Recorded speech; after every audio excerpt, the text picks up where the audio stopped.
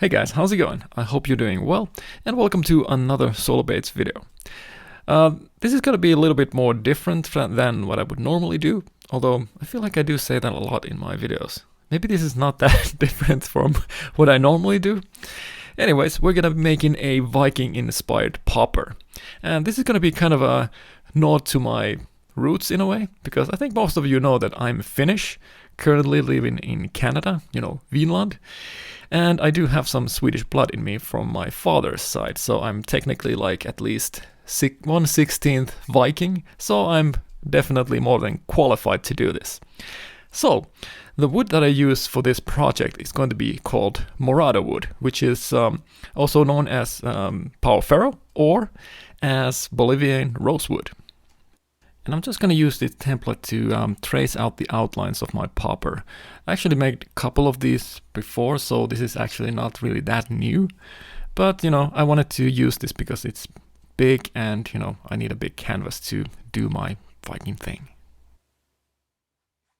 So I decided to do the popper from two different halves to make sure that the structural integrity of the lure is going to be as strong as possible when I put the internal wire harness and everything inside the lure. Although I don't think I'll ever fish with this, but I just wanted to make sure that even if I ever do, it will definitely hold up to abuse. But before that, I need to chop this into manageable pieces and head out to the bandsaw and cut the shapes out.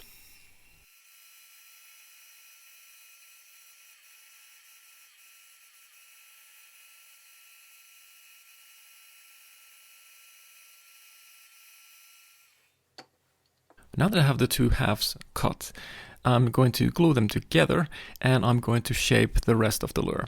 This way I get two absolutely 100% even and symmetrical pieces that I will be able to fit together nicely. And this is actually crucial for the next steps that I will be doing on the lure. So next I will head out to the belt sander and start sanding out the profile. But before that, I need to change the belt on my belt sander.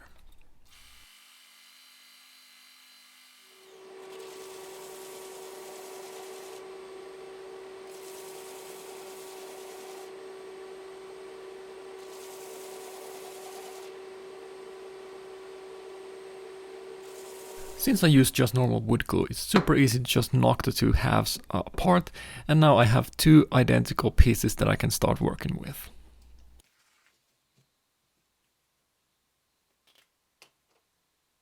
Alright, the next step is going to be making the template that I will be using to mark out everything on the inside, which is going to be basically the wire slot, and also a thing that's going to be kind of interesting that I don't think I've seen any other people doing. I'm going to have an air pocket inside of the lure, so there's going to be absolutely no weight in this one at all. So this is going to be more of environmentally friendly, I guess, because there's no lead involved. And speaking about the air pocket, I'm actually going to drill most of it out. So right now I'm just going to measure the thickness of the drill bit that I intend to use for this, and then I will just transfer that into the template itself, and it's going to be really easy for me to see where I need to do most of the drilling.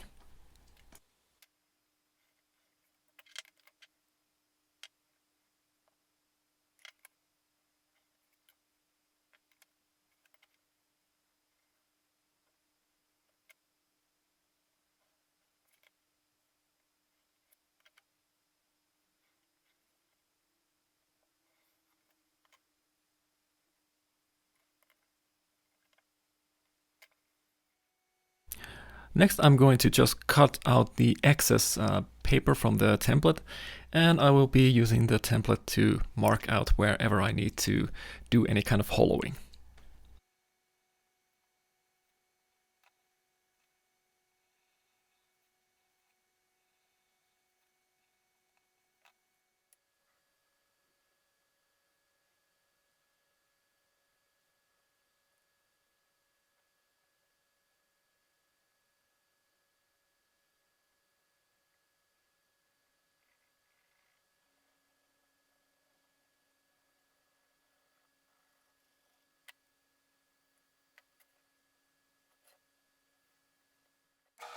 I'm gonna start the hollowing by using a Forstner bit to drill out the air pocket first. And the easiest way to go about this, I thought, would be using the drill press, because it's accurate and quite fast.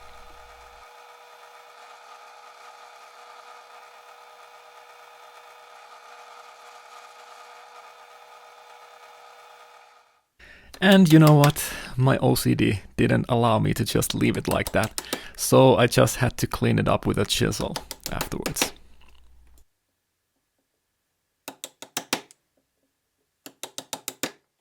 Alright, so next I moved on to making the internal wire harness slot for the wire harness. And the fastest way I go about that, I thought, would be to use a Dremel tool.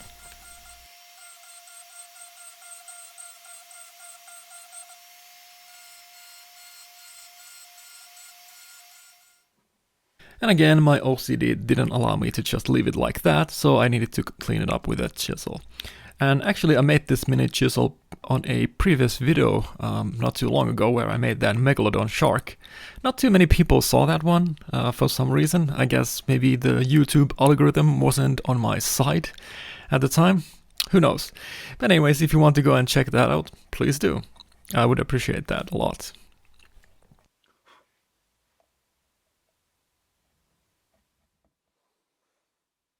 So now that the internals are done, I'm just gonna move on to the popper cup, or mouth, or I don't know what you would call it. I think it's more like a cup, really.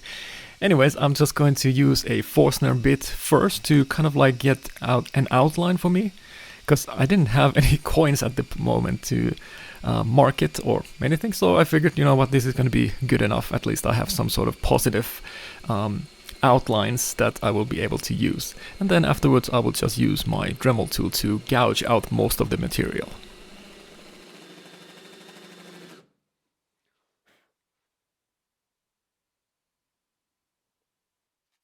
And as you can see, the Forstner bit was slightly too big, but you know what, I can make that work, no problem. So next what I'm gonna do is I'm just going to gouge out most of the material with a Dremel tool.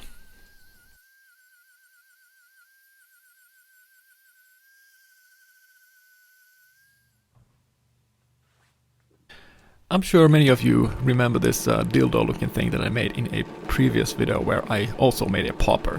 So this is kind of a finishing tool, I guess, that basically just has a piece of sanding paper attached to the end, and I'm just going to use that to even everything out and make the cup nice and smooth.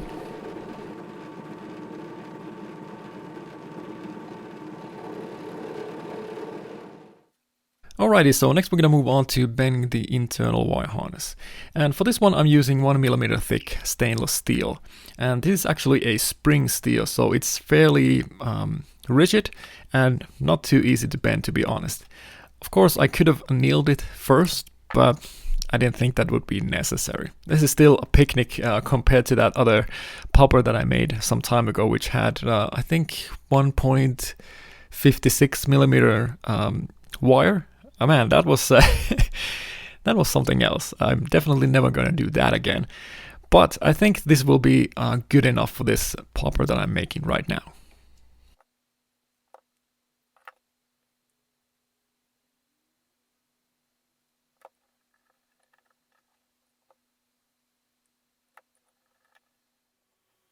So now that we have the wire harness done, I can glue the two halves together with that wire harness inside. And for that I'm using 5-minute epoxy. I'm sure that doesn't come as a surprise to anyone who has seen any of my other videos before.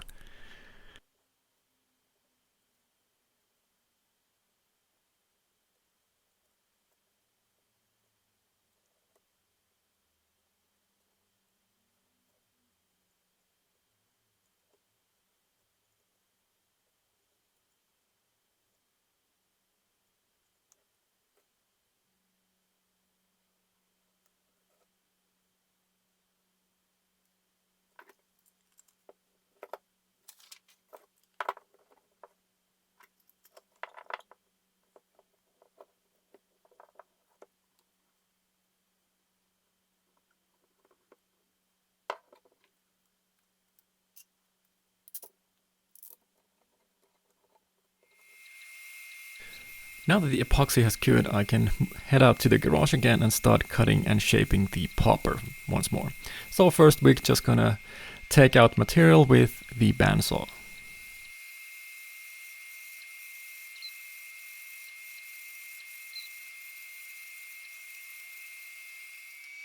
Now that I have the excess material cut off, I'm just going to use my belt sander and disc sander combo to smooth everything out. And after that, I'll start rounding off the popper once more. And actually, I'm just going to use my disc sander option for that because it goes into 45-degree angle and it's super easy to get a lot of material out really fast.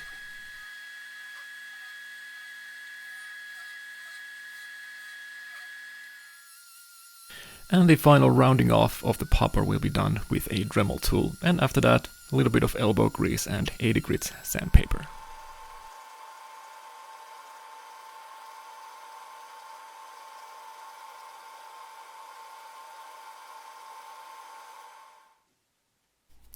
For the main theme of this popper, I thought long and hard what I should do, and in the end the choice was pretty obvious because this is a Viking slash Norse themed lure.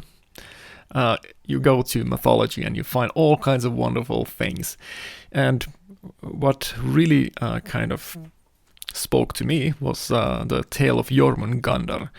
And what that is, it's basically a big ass snake that lives in the sea. So it's a sea snake that Odin tossed into the ocean that encircles Midgard, and eventually it ended up growing so big that it was able to grab its own tail. And in the sagas it tells when Jormungandr lets go of its tail, Ragnarok begins. Unlike normally, where I would make a really nice looking stencil that I will follow to a T when I do my carving lines, I decided to cast that all to the side and just freehand everything. Because I think that will look more authentic and, I don't know, historically accurate, because I'm not really trying to do anything that's hyper realistic. I'm trying to mimic Nordic art, and it's not really known for being hyper realistic in the first place. It's more abstract, if that makes sense. I mean, you only have to look at rune stones, for example, to kind of get what I'm getting here. So, also to make things more horrible and more challenging for myself, I decided to have two Jormungandrs mirror imaging each other and going around the popper, kind of intermingling. So yeah, that'll be fun. Like I mentioned earlier, this is going to be kind of a nod or a tribute to my Swedish side of the family. And of course, you have to have runes. I mean, come on. Vikings and runes, they kind of go together, am I right? So, of course, I have to write them in Swedish too. So, this one says Blod, eld, död, which means blood, fire, death. And that actually comes from a Swedish band called Bathory, where they have this album called Blood, Fire, Death. And it's also a pretty kick-ass song. It's actually one of my favorite bands ever to come out of Sweden. And yeah, this line will actually make sense later on when I carve some more runes into the lure. Now that I have my sea serpent all drawn out and I'm ready to carve that, I kind of felt like I needed to fill up the space a little bit more. So I decided to add some vine work. And this is kind of, I'm not sure if this is super authentic or not, but I think it just looks really nice. I do remember going to a couple of Viking themed museums in Sweden and Norway back in 2000 and I think 17, or was it 16? I don't remember now, but it's some time ago. And I remember seeing a door that had this kind of vine work, and it was really striking. And the amount of work that it must have taken to make that door, it's just mind-blowing. So I kind of wanted to add that into this popper. Alright, so let's start carving, and I'm gonna start from the runes themselves, and I'm just gonna use my hobby knife, which I use for pretty much every single carving project that I have. It just works the best for me, and I'm just familiar with it. Of course, you could use some fancy carving tools here, which probably might work better, I don't know, but this is just what I have now, and it works pretty well.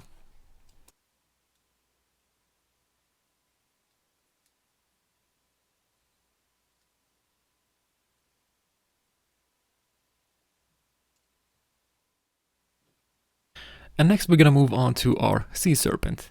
And what I'm gonna do is I'm going to follow along those lines and cut fairly deeply into them first, and then I will go around them and then remove the material and actually make them look more three-dimensional.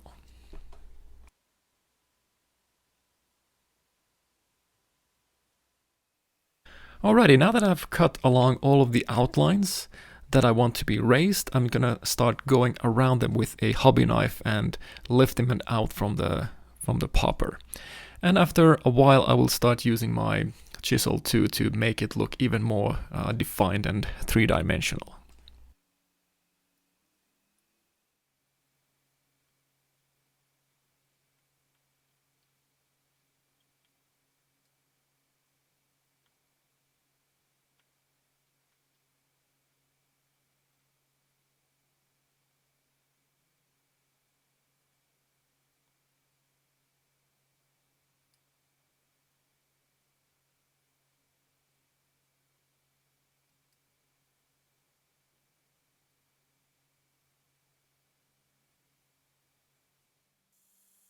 So at this point, most of my carving is done, and I can start moving on to other things. And I wanted to add more runes. And I came up with this kind of a poem, lack of a better word, that I wanted to add into the theme. And I'm using this rotary tool that I acquired some time ago, which I haven't used that often because I don't feel like I'm very proficient at it yet. And I decided, this is a really good opportunity for me to get more familiar with this tool. Even if I mess up, it's fine. I mean, this is for myself anyway, so it's all good. Alright, let's get some appropriate tunes blasting from the earphones, and let's start painting. So first off, I need to use some black on pretty much every single piece that I have here that is raised, because I'm going to be using mostly metallic colors.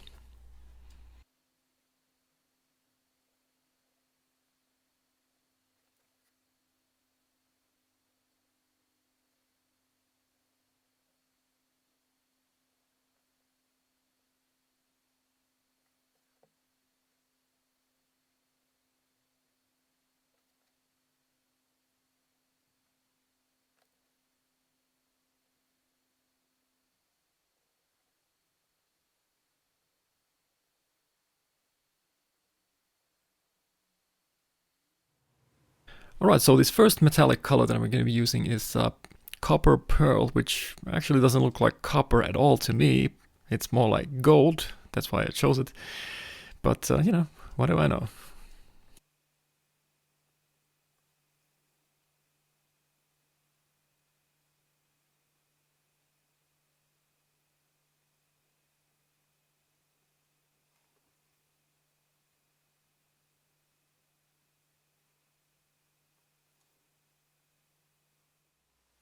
The second metallic color that I'm going to be using is silver. And I actually already painted these vines with red, and I just didn't like how it looked. But previously to that, to prep them so that I could actually paint with the red, I had to do all the vines with white, and I kind of liked how that looked. So I decided, you know what, I think probably silver is going to look awesome, and I think it does. Alright, so I want to highlight those runes that I carved on the belly and the top of the popper even more. So I'm just going to use that pearl copper to bring them out a little bit more. And I'm going to be using this kind of like black wash technique, or maybe this, in this case, it's like gold wash. I don't know. Anyways, that's what I did.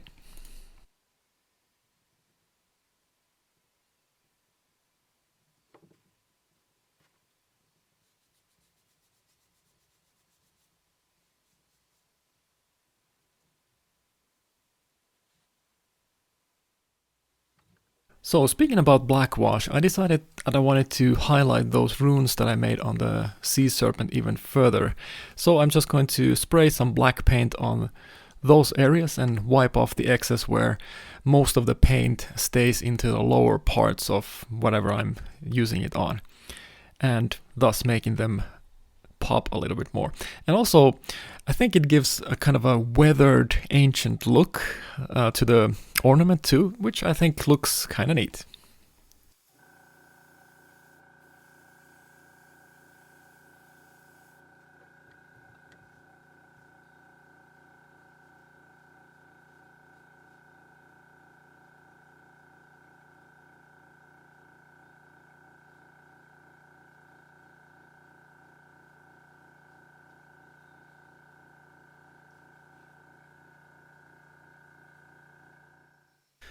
Alright, so last thing that I need to do is to coat the crap out of this with True Coat Epoxy.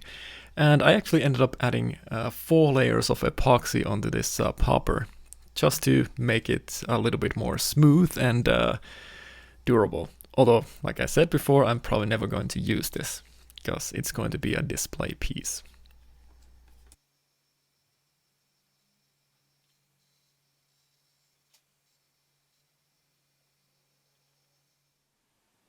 Alright, I'm sure you're dying to know what those runes mean on the side of the sea serpent. So I'm just gonna give you the English translation for that, because it's easier. So basically how it goes, it's summer is ending, Finnbull winter is here, and the sun no longer rises. Chaos reigns in the world of men. Yggdrasil trembles when Jormungandr convulses and poisons the sea. Blood, fire, death, come Ragnarok. So this is a prophecy of what happens, or how Ragnarok starts, basically. Alright, you know what it is. It's time for the traditional swim test, or in this case a pop test, to see how much water I can splash around. So I hope you guys enjoyed the video. Like the video if you did, subscribe to the channel for more content like this, and also you can support me on Patreon nowadays too if you want. But yeah, hopefully it doesn't take too long for me again to pop my head around in the YouTubes again and post a new video. Until then, stay safe and stay popping.